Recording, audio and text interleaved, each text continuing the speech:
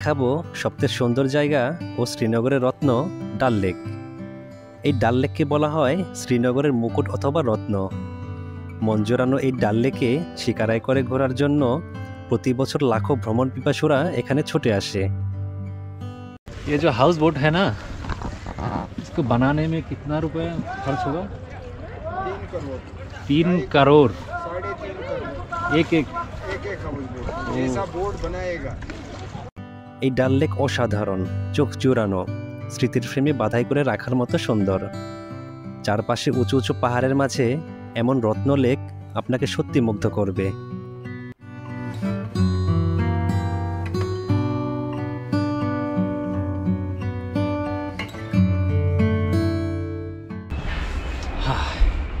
তো সারাদিন ঘোরাঘুরি শেষে এখন আমরা আমার হোটেলে আছি। এটা আমার রুম, এটা আমার রুম, আর এই রুমের পাশেই ডাল লেক। ওইখান থেকে দেখা হলো আপনার ডাল গেট ওটাকে বলে, ওখান থেকে শুরু পুরোটা দিকে যেতে পুরোটা ডাল লেক অনেক বড়। আর ওই পাহাড়ের উপরে যেটা আছে ওটাকে বলে শঙ্করাচার্য টেম্পল। আর আমরা এখন আমাদের হোটেলে আছি, এখান থেকে নামবো। নামার পর আমরা শিকারা রাইড করবো। এই কত শিকারা রাইড।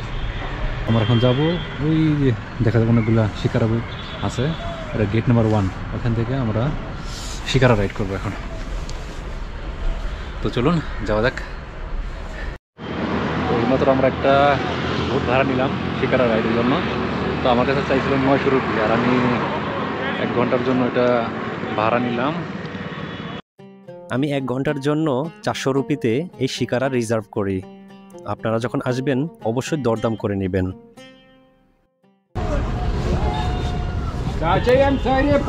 ওঠো।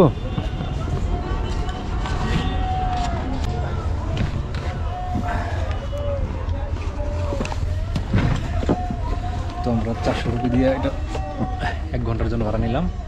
তো এখান দিয়ে আমরা ঘুরবো পুরা শিকারা রাইড 1 ঘন্টার জন্য, পুরা ঘুরে আবার এখানে আসবো। 1 ঘন্টা 400 রুপি। বাংলাদেশ। তো আপনারা যারা আসবেন এখানে তো অবশ্যই দামাদামি করে নেবেন, তারা কিন্তু 2-3 ডাবল দাম চায়। কারণ গতকাল থেকে আমার কাছে চাচ্ছিল 1 ঘন্টার জন্যই 1500 রুপি, 2000 রুপি এরকম ওরা বলে, কিন্তু এই লোকটা আমাকে বললো যে 900 রুপি। কিন্তু আমি 1 ঘন্টার জন্য এটা নিলাম শিকারা রাইড 400 রুপি দিয়ে। আপনারা যারা আসবেন অবশ্যই দামাদামি করে নেবেন, দামাদামি ছাড়া কোনো উপায় নেই। এক্সট্রিম লেভেলে দামাদামি করবেন, তারপর রাইড নেবেন। শ্রীনগরের মূল আকর্ষণ হলো এই ডাল লেক। এই লেকটি খুবই নিরিবিলি, প্রাকৃতিক সৌন্দর্যে ভরপুর। রোমান্টিক এই স্থানটি মানুষকে কল্পনার জগতে নিয়ে যায়। বইটা চালিত এই নৌকাগুলো একটু নিচু হওয়ায় পানি সই সই করে। হাত দিয়ে শুয়ে দেখতে চাইলেও পানির ঠান্ডা দূর থেকে টের পাওয়া যায়। তবে শীতকালীন ঘন তুষারপাতে এই পুরো লেকটি বরফে পরিণত হয়ে যায়। এই ডাল লেক প্রতি ঋতুতে তার রূপ পরিবর্তন করে, তবে স্থানীয়রা এই ডাল লেককে ডাল ঝিল বলে থাকে।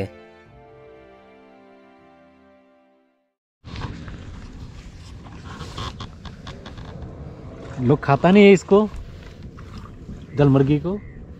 इसको यहाँ पे पिंदिश बोलते हैं, आप लोग पान कोड़ी बोलते हैं। हाँ पानकोरी।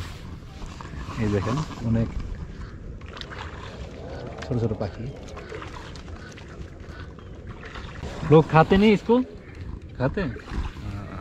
पकड़ना मुश्किल है, ये पानी के नीचे चले जाता उधर निकलेगा। हाँ थोड़ा बहुत उड़ता भी है। इस लेक का नाम है गोल्डन लेक। Golden lake. हाँ, यहाँ पे ये जो हाउस बोट है ये सारा डिलक्स।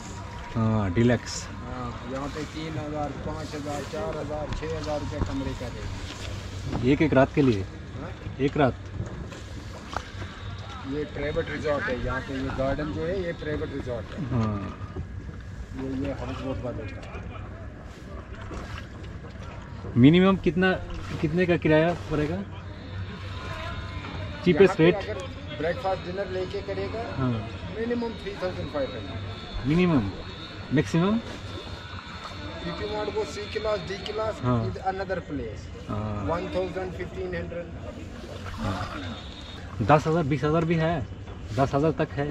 क्या हाउस बोट 15,000 है 18,000 ও মাই গড 18,000 এক রাতের জন্য 18,000 রুপি এটা হলো আপনার হাউস বোট হাউস বোট দেখতেছেন এই হাউস বোট এক একটা ডিলাক্স যেগুলো আছে এগুলোর দাম বেশি তো ওগুলোর দাম পড়ে আপনার 18,000 এক রাতের জন্য ডাল লেকের সবচেয়ে আকর্ষণীয় রূপ হলো পানির উপরে ভাসমান এই হাউসবোটগুলো। খুবই সুন্দর নকশাকৃত এই হাউসবোটগুলো দেবদার কাঠ দিয়ে তৈরি। আপনারা যদি চান তাহলে এই ভাসমান ঘরগুলোতে থাকতে পারেন, তবে এখানে থাকার খরচটা একটু বেশি। এখানে আপনি 1500 থেকে শুরু করে 20,000 রুপি পর্যন্ত বিভিন্ন ফ্যাসিলিটির রুম পেয়ে যাবেন। পানির উপরে ভাসমান এই হাউসবোটগুলো ডাল লেকের সৌন্দর্যকে কয়েকগুণ বাড়িয়ে দিয়েছে।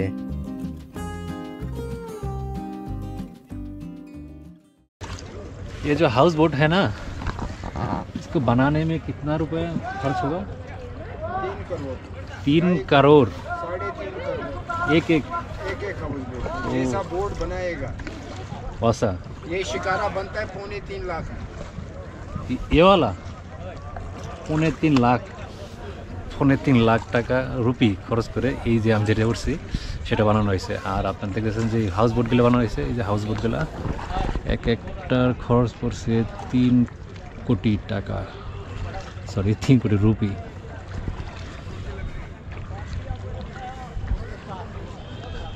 किस पेड़ से बना हुआ है ये? देवदार देवदार। তো এই যে হাউসবোটগুলো বানানো হয়েছে যে সবগুলো কাঠ দিয়ে বানানো হয়েছে। এই কাঠের নাম হলো देवदार काठ। देवदार का खासियत क्या है? देवदार ये पानी में गलता नहीं है ज़्यादा, सड़ता नहीं है ज़्यादा पानी, इसलिए ये उगता कहाँ है देवदार दरख्त पहाड़ियों में, पहाड़ से माउंटेन में। माउंटेन में। তো এই যে দেবদার কাঠগুলো আছে এগুলা পাহাড়ের উপরে হয় আর এখান থেকে কেটে এখানে নিয়ে আসে। আর এক একটা স্কোয়ার ফিট হিসেবে 7,000 রুপি এক একটা স্কোয়ার ফিট। ডাল লেকের আরেকটি আকর্ষণ হচ্ছে ফ্লোটিং মার্কেট বা ভাসমান বাজার। এই ভাসমান বাজারে সবজি থেকে শুরু করে কাশ্মীরি শাল ও বাহারি রঙের কাশ্মীরি ড্রেস পেয়ে যাবেন। আর এগুলো ক্রয় করতে করতে যদি টাকা শেষ হয়ে যায় তাতেও কোনো সমস্যা নেই, কারণ এই পানির মধ্যেই ভাসমান এটিএম বুথ পেয়ে যাবেন। ये फ्लोटिंग एटीएम হ্যাঁ এটা হচ্ছে আপনাদের এটিএম বুথ, মানে পানির মধ্যে আপনি এটিএম বুথ পাবেন। SBI ATM booth. তো আপনারা যখন টাকার প্রয়োজন হয় তাহলে আপনি এখানে আসতে পারেন। कौन से होटल में ठहरा? नूर गेस्ट हाउस। नूर गेस्ट हाउस। नूर गेस्ट हाउस। ओ, ये शकील भाई के हाँ शकील। এই ডাল লেকের পানির মাঝেই কিছু ভাসমান দোকান পেয়ে যাবেন, যারা নৌকায় করে বাহারি রকমের ফলমূল ও বিভিন্ন রকমের সুস্বাদু কাবাব এবং কাশ্মীরের স্পেশাল চা কাওয়া বিক্রি করে থাকে। नहीं जनाब।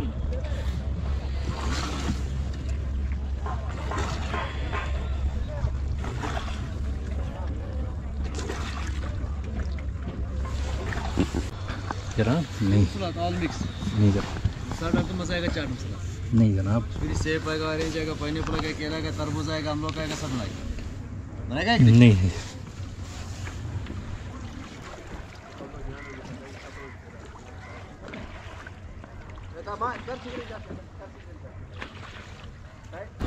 আপনারা যারা শিকার রাইড করবেন তো আমি বলবো যে আপনারা সারাদিন ঘুরুন শালিমার গার্ডেন, নিশাদ গার্ডেন, হজরত বাল মসজিদ, আর আছে আপনাদের চশমা শেরি, পারি মাহের, এগুলো ঘুরে।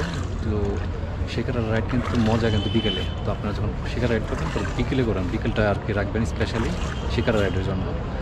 কারণ এখানে যে ভিউটা পাওয়া যায় সারাদিন তো অনেক রোদ থাকে, আর যদি রোদ না থাকে দিনে অতটা মজা হয় না, কিন্তু এখনও ডুবে হালকা হালকা রোদ আছে আর ভিউটাও অস্থির।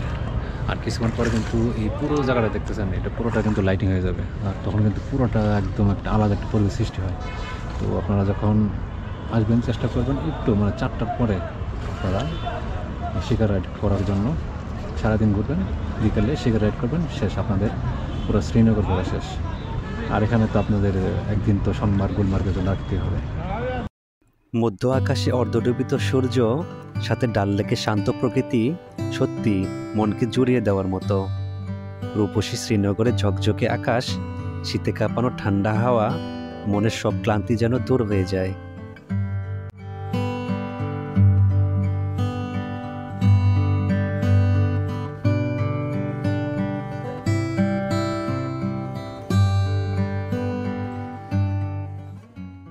সোনমার্গ মানে সোনালী উপত্যকা। কাশ্মীরের আরেক স্বর্গ হলো এই সোনমার্গ। এই জায়গাটি ভিন্ন ভিন্ন রূপে তার সৌন্দর্য উজাড় করে দেয় পর্যটকদের জন্য। আর তাই তো পৃথিবীর ভূস্বর্গ বলা হয় এই কাশ্মীরকে। আমরা এখন আছি সোনমার্গ। তো ডাল লেক থেকে সোনমার্গ পর্যন্ত আমার টোটাল ভাড়া পড়লো 255 রুপি। আমরা আছি সোনমার্গে, এখানে অনেক ঠান্ডা।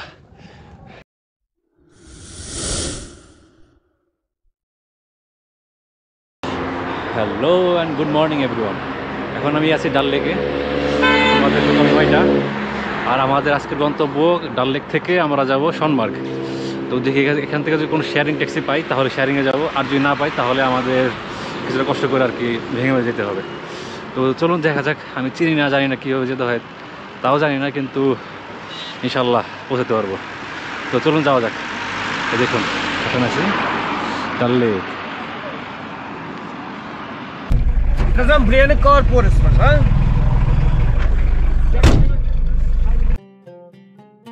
আমি কাশ্মীরের রাজধানী শ্রীনগর ডাল লেক থেকে কাশ্মীরের আরেক স্বর্গ স্বর্ণময়ী তৃণভূমি সোনমার্গের উদ্দেশ্যে রওনা হলাম, যার দূরত্ব ডাল লেক থেকে 80 কিলোমিটার।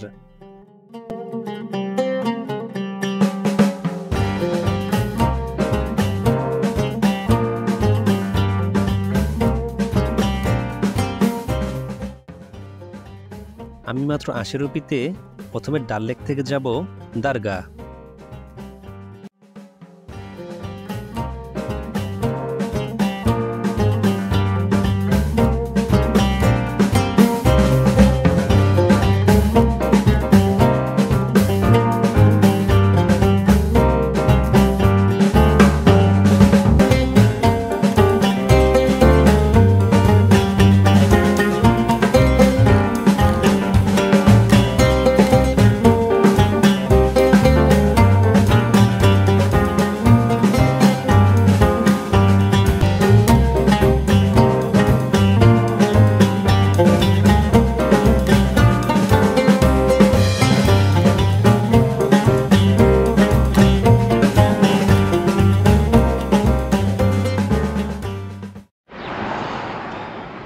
আমরা এখন ডাল লেক থেকে, ডাল গেট থেকে এখন আসলাম দারগা। আর ওখান থেকে এখানে ভাড়া পড়ছে টোটাল 80 রুপি। 80 রুপিতে আমরা ডাল গেট থেকে দারগা পর্যন্ত আসছি। আর এখান থেকে আমরা যাব কাঙ্গান, আর কাঙ্গান থেকে সোনমার্গ। তো আমরা চিপ রেটে, যতটা চিপ রেটে ঘোরা যায় চেষ্টা করতেছি। তো এখন আমরা যাবো শেয়ার ট্যাক্সি নিয়ে কাঙ্গান পর্যন্ত। চলুন।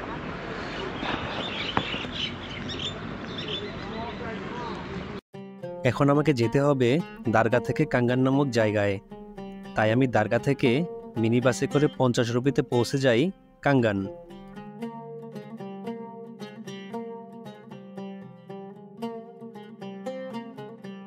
কাঙ্গান থেকে আবার শেয়ার কারে করে যেতে থাকি কাশ্মীরের ভূস্বর্গ সোনমার্গের উদ্দেশ্যে, যার ভাড়া পড়েছে 120 রুপি।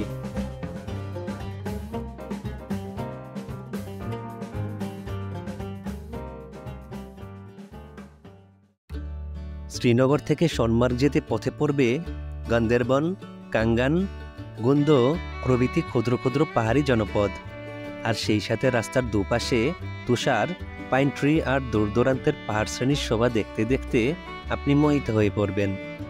পাহাড়ি আঁকাবাঁকা পথ, আর সেই সাথে মনে হবে মেঘযুক্ত আকাশ নেমে এসেছে রাস্তার উপর, আর চারিপাশে পাইন ট্রিগুলো সজ্জিত হয়েছে নতুন রূপে।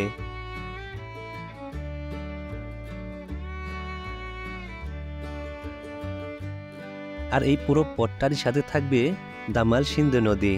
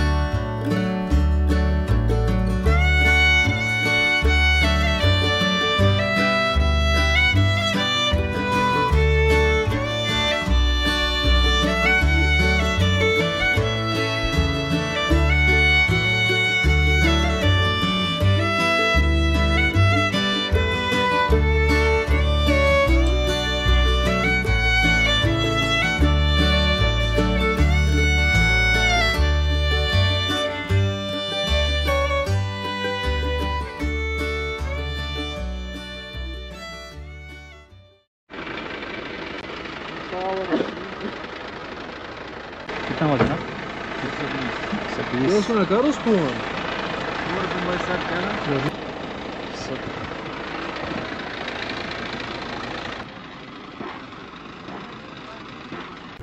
আমরা এখন আছি সনমার্গ। তো ডাল লেক থেকে সনমার্গ পর্যন্ত আমার টোটাল ভাড়া পড়লো টোটাল 255 রুপি। আপনারা এইভাবে আসতে পারেন, মানে এত অল্প খরচে আসা যায় আমি জানতাম না আর কি। তো সবাইকে জিজ্ঞেস করতে করতে এখান থেকে এখানে যে কীভাবে যাবো এরকম করতে করতে আমি এসে পড়ছি। তো আপনারা কীভাবে আসবেন, আপনারা প্রথমে আসবেন ডাল গেট থেকে দরগা মানে হজরত বাল মসজিদ যেটা আছে ওখানে আসবেন। তো ওখান থেকে ভাড়া পড়বে আপনাদের 70 রুপি। আর 70 রুপি এখান থেকে আপনার দরগা থেকে আসবেন হলো কাঙ্গান। আর কাঙ্গানে আমার ভাড়া পড়ছে, আমি মিনি বাসে আসছি, ওখানে ভাড়া পড়ছে আমার 55 রুপির মতো আর পড়ছে আর কি।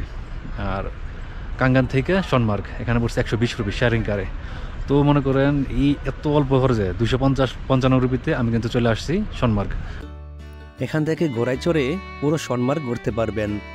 এই সনমার্গের রয়েছে ভিন্ন ভিন্ন রূপ, বরফে ঢাকা পাহাড় আর সেই সাথে পাইন গাছের ভ্যালিগুলো খুবই মনোরম। এখানে না আসলে বুঝতামই না কেন ভূস্বর্গ বলা হয় এই কাশ্মীরকে।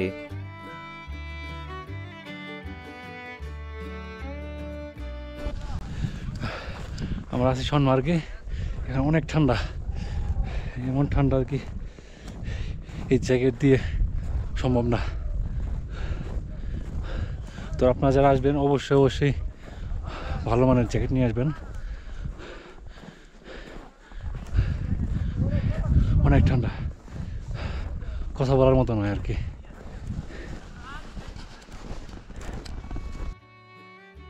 এখানে প্রচুর ঠান্ডা, ঠান্ডার কারণে মুখ দিয়ে যেন কথাই বের হচ্ছে না। আপনারা যখন আসবেন অবশ্যই পর্যাপ্ত শীতের কাপড় নিয়ে আসবেন।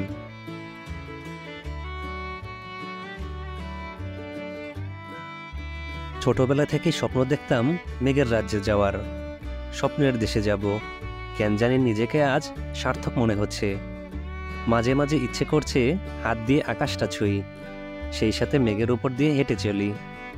সাদা পাহাড়গুলোতে আনন্দের আমেজ বইছে, বাতাসের সাথে হালকা ভেসে আসছে পাহাড় বেয়ে ভেসে আসা ঝর্ণার শব্দ। সত্যি এই ভারতবর্ষ অপার্থিব, একই সময় এক এক রাজ্যে ভিন্ন ভিন্ন ওয়েদার। আমার স্বপ্নের দেশ এই ভারতবর্ষ সত্যি অনেক সুন্দর।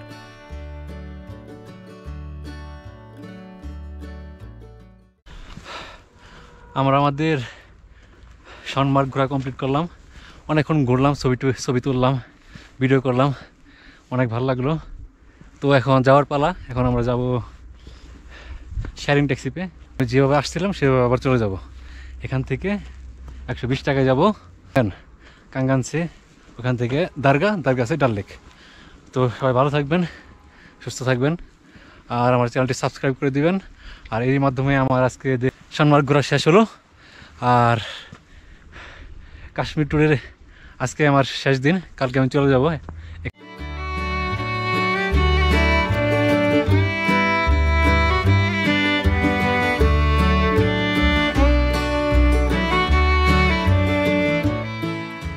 হজরত বাল মসজিদ, যেখানে আমাদের হযরত মুহাম্মদ সাল্লাল্লাহু আলাইহি ওয়াসাল্লামের দাড়ি মোবারক এখানে রাখা আছে। ये देखो, ये जाफरान होता है, कश्मीरी जाफरान। हाँ, इसको कहते हैं कश्मीरी कहवा। কাওয়া। बांग्लादेश से हाँ, बांग्लादेश शेख हसीना। তারা সম্রাট ছিলেন, তারা তাদের ওয়াইফের জন্য এই সুন্দর স্ট্রাকচার তৈরি করেছে তারা।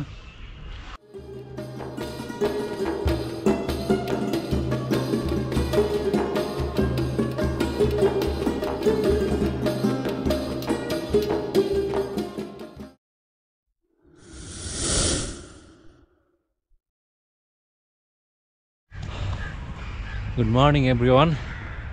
আজকে আমাদের প্ল্যান হচ্ছে আজকে আমরা শ্রীনগরে যত ফেমাস জায়গা আছে এটা ঘুরবো, সাইট সিইং করবো আর কি। হজরত বাল মসজিদ, যেখানে আমাদের হযরত মুহাম্মদ সাল্লাল্লাহু আলাইহি ওয়াসাল্লামের দাড়ি মোবারক এখানে রাখা আছে। আসলাম মাত্র, আর এখানে জায়গাটা খুবই সুন্দর, মসজিদটা খুবই সুন্দর, দেখেন আপনার।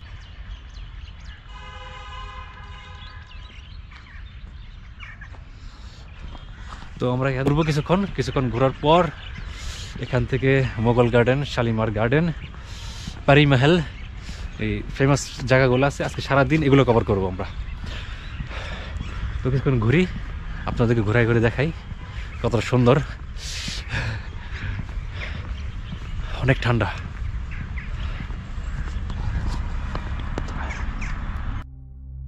কাশ্মীরের দর্শনীয় স্থানগুলোর মধ্যে অন্যতম হলো এই হজরতবাল মসজিদ। এখানে আমাদের প্রিয় নবী হজরত মুহাম্মদ সাল্লাল্লাহু আলাইহি সাল্লাম এর চুল মোবারক সংরক্ষিত থাকায় এই মসজিদের নামকরণ করা হয়েছে হজরতবাল মসজিদ।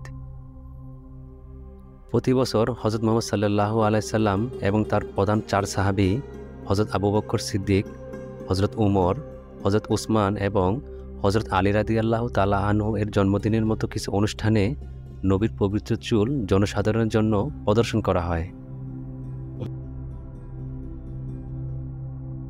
ইতিহাস থেকে পাওয়া যায়, হাজরাতবাল মসজিদে থাকা পবিত্র চুল মোবারক ভারতে নিয়ে এসেছিলেন সৈয়দ আবদুল্লাহ, যিনি নবীর বংশধর বলে মনে করা হয়। তার মৃত্যুর পর তার পুত্র সৈয়দ হামিদ এই পবিত্র চুলের উত্তরাধিকারী হন। তবে তিনি এটির যত্ন নিতে অক্ষম হয়েছিলেন এবং মুঘল সম্রাট আওরঙ্গজেবের শাসনামলে একজন ধনী কাশ্মীরি ব্যবসায়ী খাজা নুরুদ্দিন এশাইয়ের কাছে এই পবিত্র চুলটি বিক্রি করেছিলেন।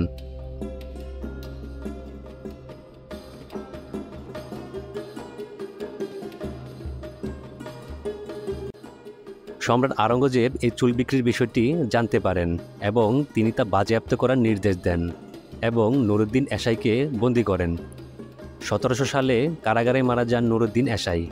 তার মৃত্যুর পর পবিত্র চুলটি আবার কাশ্মীরে পাঠানো হয়েছিল। পরবর্তীতে নুরুদ্দিন এশাইয়ের কন্যা ইনায়েত বেগম পবিত্র চুলটি সংরক্ষণের জন্য সরকারিভাবে দায়িত্ব পান এবং তিনি এই হজরতবাল মসজিদটি প্রতিষ্ঠা করেন।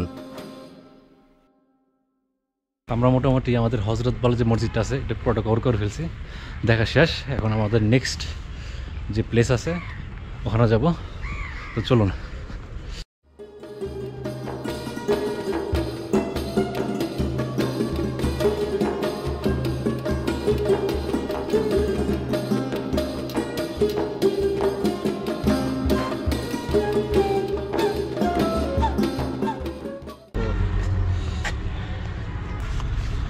টিকিট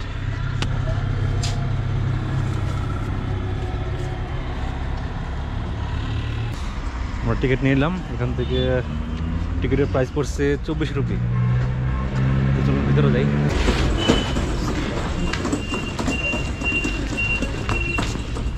চলো, আমি এখন আছি শালিমার গার্ডেন। টিকিট প্রাইস পড়ছে 24 রুপি। তো আমরা এখন আসছি এখানে ঘুরবো, কিছু ছবি টবি তুলবো, ভিডিও করবো। জায়গাটা খুবই সুন্দর। এটা দেখার পরে আমরা আমাদের নেক্সট ডেস্টিনেশন যেটা আছে ওখানে যাব। তো দেখুন, প্লেসটা খুবই সুন্দর। শ্রীনগরের ডাল লেকের উত্তর পূর্ব দিকে অবস্থিত এই শালিমার বাগ। এই বাগানটিকে অনেক নামে ডাকা হয়, কখনো শালিমার গার্ডেন, কখনো শালিমার বাগ, কখনো বা ফারা বক্স এবং কখনো বা ফাইজ বক্স নামেও এটি পরিচিত ছিল।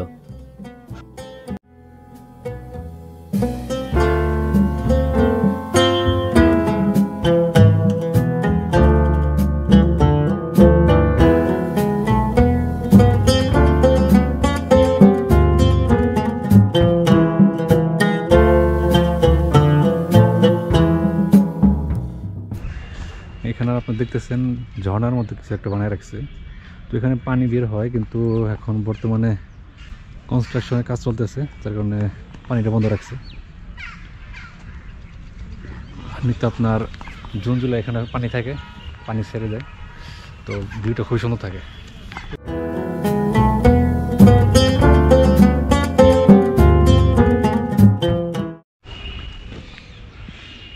দেখুন কি সুন্দর করে যা বানানো। চিন্তা করুন মোগলরা কিভাবে এত সুন্দর করে, এত শত বছর আগে জিনিস কিভাবে তৈরি করছে। আপনি জাস্ট স্ট্রাকচারগুলো দেখুন, কিন্তু পুরো পাথরের তৈরি।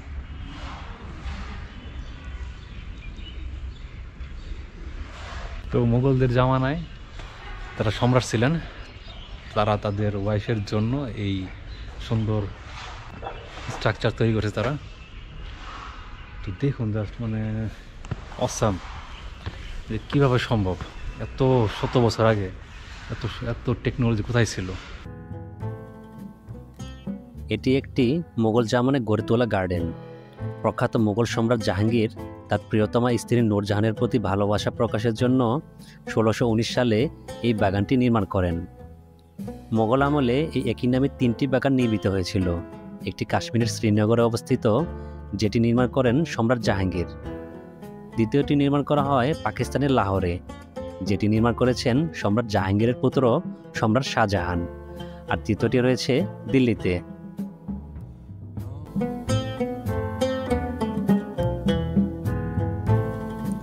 মোগল সম্রাটগণ তাদের অবকাশ যাপনের জন্য এখানে আসতেন। পীর পাঞ্জাল পর্বতশ্রেণীর বরফ ঢাকা রাস্তায় হাতির পিঠে চড়ে এখানে অবকাশ যাপনে আসতেন সম্রাট জাহাঙ্গীর ও তার প্রিয়তমা স্ত্রী নূরজাহান। ইতিহাস থেকে জানা যায় সর্বমোট 13 বার তারা এখানে এসে দীর্ঘ সময় অবকাশ যাপন করেছেন।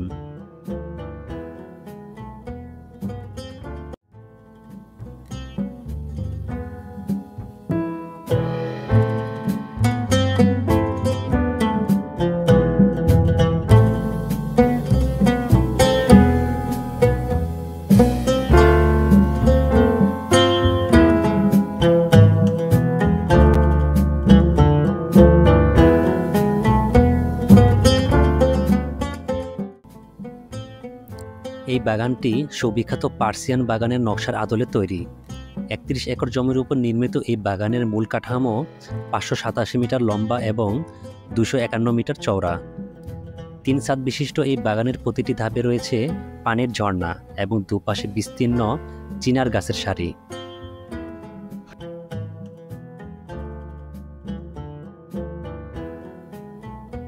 তো আমরা আমাদের শালিমার গার্ডেন ঘোরা শেষ করলাম। এখন আমরা এখান থেকে বের হব, বের হয়ে আমাদের নেক্সট ডেস্টিনেশন, নেক্সট প্লেসে যাবো আর কি। চলুন যাওয়া যাক। আমরা এখন আছি নিশাদ গার্ডেন, আর এইখানের টিকিট প্রাইস পড়ছে সেম 24 রুপি। 24 রুপি দিয়ে এখন আমরা আসি নিশাদ গার্ডেন। এখান থেকে আমরা ভিতরে ঢুকবো সামনে। আমি এবারে এলাম কাশ্মীরের দ্বিতীয় বৃহত্তম মোগল গার্ডেন নিশাদবাগ ভ্রমণে। পীর পাঞ্জাল রেঞ্জের জাবারওয়ান পর্বতের পাদদেশে এবং বিখ্যাত ডাল লেকের পূর্ব পাশে অবস্থিত এই নিশাদবাগ। এই নিশাদবাগের নির্মাতা ছিলেন আসিফ খান, যিনি সম্রাট জাহাঙ্গীরের স্ত্রী নূরজাহানের বড় ভাই ছিলেন। আবার একই সাথে আসিফ খানের কন্যা আরজুমান্দু বানু বেগমের সাথে সম্রাট জাহাঙ্গীরের প্রিয় পুত্র সম্রাট শাহজাহানের সাথে বিয়ে সম্পন্ন হয়েছিল। এই বাগানকে ঘিরে রয়েছে চমৎকার একটি ইতিহাস। আসিফ খান 1633 সালে এই বাগানের নির্মাণ কাজ সম্পন্ন করে তার মেয়ের জামাই সম্রাট শাহজাহানকে আমন্ত্রণ জানান। সম্রাট শাহজাহান এই বাগানের নির্মাণশৈলী ও সৌন্দর্য দেখে এতটাই বিমোহিত হন যে তিনি এই বাগানের প্রেমে পড়ে যান। তিনি মনে মনে আশা করেন এই বাগানটি নিজের করে পেতে। কয়েকবার তিনি শ্বশুরের কাছে এই বাগানটি নিজের করে পাওয়ার কথা প্রকাশও করেন। তিনি ভেবেছিলেন তার শ্বশুর এই বাগানটি তাকে উপহার দেবেন, কিন্তু এমন কিছু না হওয়ায় সম্রাট খুবই কষ্ট পান এবং পরবর্তীতে এই বাগানের পানি সরবরাহ বন্ধ করে দেন। আর এই বাগানের পানি সরবরাহ করা হতো শালিমার বাগ হতে, যা এই বাগানে অনেকটা কাছে অবস্থিত। আর শালিমার বাগের মালিকানায় ছিল সম্রাট শাহজাহান। পানির অভাবে ধীরে ধীরে এই নিষাদবাগের গাছগুলো শুকিয়ে যেতে থাকে, সাথে আসিফ খানও ভেঙে পড়েন। পরবর্তীতে সম্রাট শাহজাহান এই কথা জানতে পেরে শালিমার বাগ হতে নিষাদবাগে পুনরায় পানি সরবরাহ চালু করে দেন।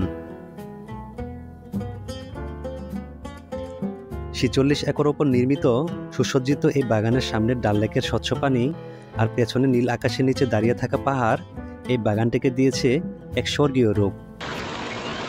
এটা হচ্ছে নিশাদ গার্ডেন, আর এখান থেকে পুরা ডাল লেক দেখা যায়।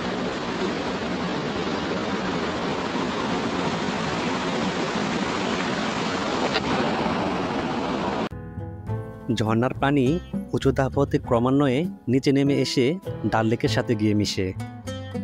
এই বাগানটি পানির প্রবাহ দ্বারা দিয়ে তৈরি অন্যতম একটি মোগল স্থাপনা, যার সৌন্দর্য দেখার জন্য প্রতি বছর লাখো পর্যটক এখানে ছুটে আসে। আপনারা যারা আছেন ঘোরার জন্য আসছেন তারা অবশ্যই মোগল গার্ডেন, নিশাদ গার্ডেন, পারি মহল এগুলো ঘুরবেন। ডাল লেক, শিকারা রাইড এগুলো একদিন, এই একটা দিন রাখবেন শুধুমাত্র এগুলো করার জন্য, শুধুমাত্র সাইট সিইং করার জন্য একদিন। এরপর আমি কিছু ড্রাই ফ্রুট কেনার জন্য এক দোকানে যাই।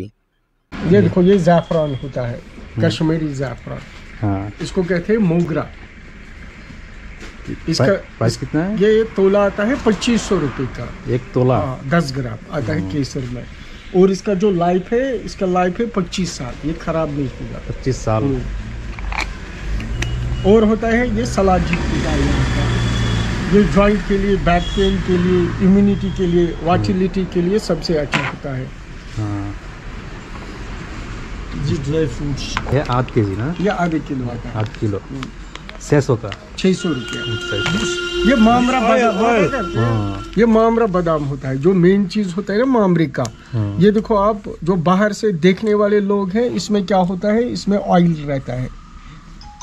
हाँ, जो आप खाते हैं ना वो मोटा अमेरिकन बादाम, कैलिफोर्निया। उसका 20 किलो, इसमें 20 दाना बराबर होता है। हाँ, यहाँ पर भी है। ये इसको कहते हैं अखरोट। ये हार्ट के लिए, इसमें ओमेगा 3 सबसे ज्यादा होता है। ये भी 8 किलो। या आधा किलो आता है। और ये 500। बेरीज आता है, ये ब्लैकबेरी होता है, ये हीमोग्लोबिन को बढ़ाता है। और ये ब्लूबेरी, ये कश्मीर के अलावा किसी जगह नहीं आता, इसमें सीड होता है। हाँ। और ये क्रैनबेरी, ये पेशाब में गर्मी हो, जलन हो, उसके लिए सबसे अच्छा होता है। हाँ। कश्मीरी कहवा। कावा। हाँ। आप कहाँ, बांग्लादेश से? हाँ, बांग्लादेश से। शेख हसीना। शेख हसीना। ये देखो आप, ये केसर का क्रीम होता है और ये स्क्रब होता है। ये सर का क्रीम।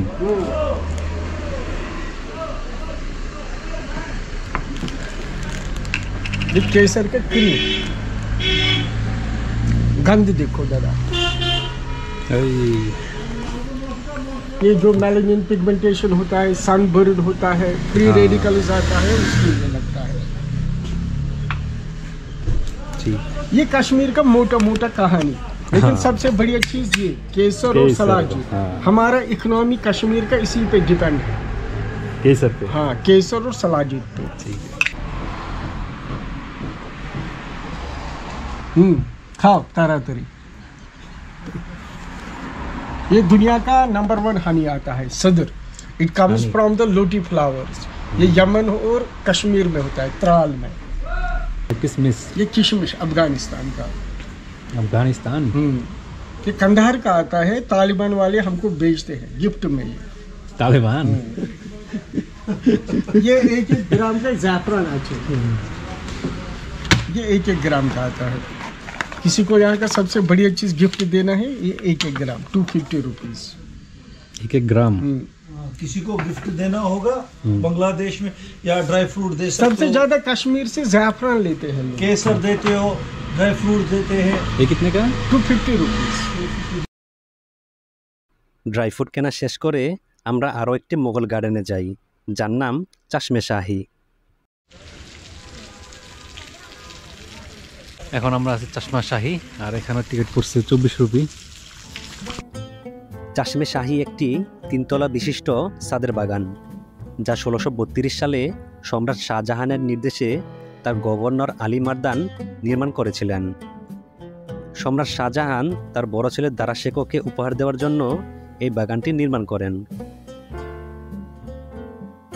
এই বাগানের মূল আকর্ষণ হলো এর ঝর্ণার পানি, কারণ বিশ্বাস করা হয় যে এই ঝর্ণার পানি পান করলে নাকি সকল রোগের প্রতিষেধক হিসেবে কাজ করে।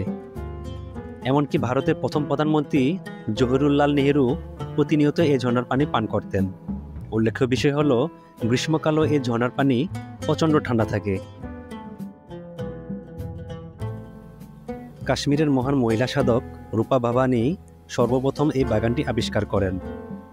তিনি এই বাগানটিকে চাশমে সাহিবি নাম দিয়েছিলেন, কিন্তু আজ তা চাশমে শাহী হিসেবে পরিচিত।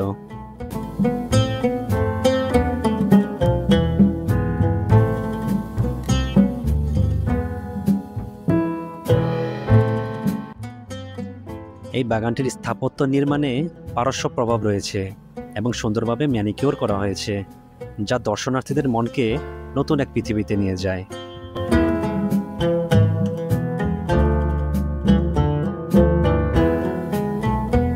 আমরা আছি চশমা শাহিতে। তো চশমা শাহি বেশি বড় না, খুবই ছোট একটা গার্ডেন। তো আমাদের এই মোটামুটি দেখা শেষ। এখন আমরা যাব পারি মহল।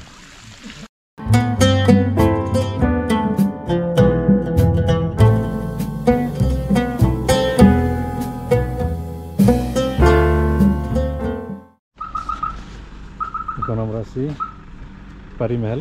এখান থেকে পারি মহলে ঢুকবো।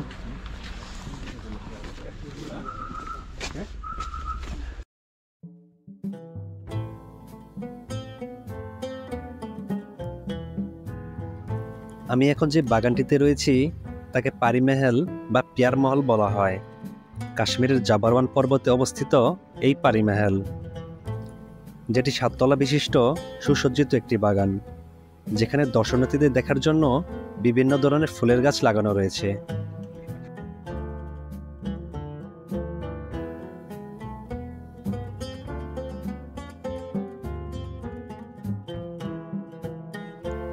আগের সবগুলো বাগান থেকে এই বাগানটির একটি পার্থক্য রয়েছে, আর সেটি হচ্ছে পানির ঝর্ণা। আগের সব বাগানগুলোতে পানির ঝর্ণার ব্যবস্থা থাকলেও এই বাগানটিতে কোনো ঝর্ণার ব্যবস্থা করা হয়নি।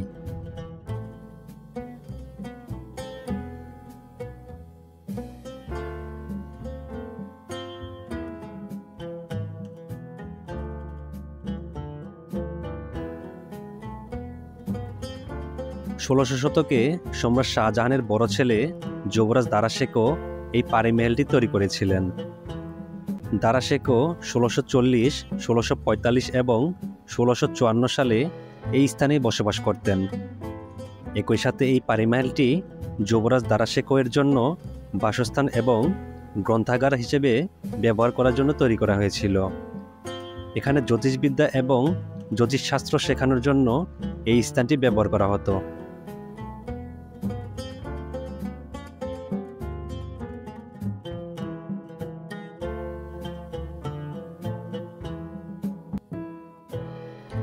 পরবর্তীতে যুবরাজ দারা শেকো তার সুফি শিক্ষক মোল্লা শাহকে এই বাগানটি উপহার হিসেবে দিয়েছিল বলে জানা যায়।